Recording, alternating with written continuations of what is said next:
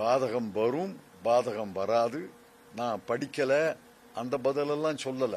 என்ன சொன்னாரு? நான் உள்துறை அமைச்சர் திரு அமித்ஷா அவர்களை கேட்டேன். அவர் தமிழ்நாட்டுக்கு பாதகம் வராது என்று சொன்னார். ஆகவே பாதகம் வராது. இது என்ன பதில்? இது அதிமுகவுடைய பதிலா இல்ல திரு அமித்ஷாவுடைய பதிலா? திரு அமித்ஷாவுடைய பதில இவர் ரிலே பண்றதுக்கு ஒலிபெருக்கியா ஒரு கட்சி தலைவரா?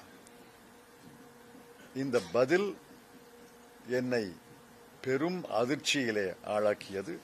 நேற்று தேர்தல் பரப்புரை கூட்டங்களில் இதைத்தான் சொன்னேன். திரு எடப்பாடி பழனிசாமி அவர்கள் கருத்தை கேட்டால் திரு அமித்ஷா அவர்கள் சொன்ன பதிலை சொல்கிறார். இது எப்படி ஒரு கட்சி தலைவருக்கு அழகு என்று கேட்டேன்.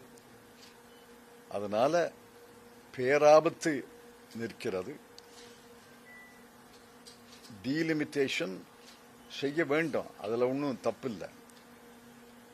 அதான் அரசியல் சாசனம் சொல்லுது.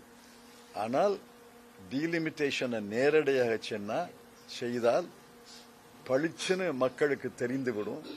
அதற்காக 50% கூட்டி அப்புறம் டீலிமிட்டேஷன்ல குறைத்து, இது என்ன ஏமாற்று வித்தை? இது மாயை.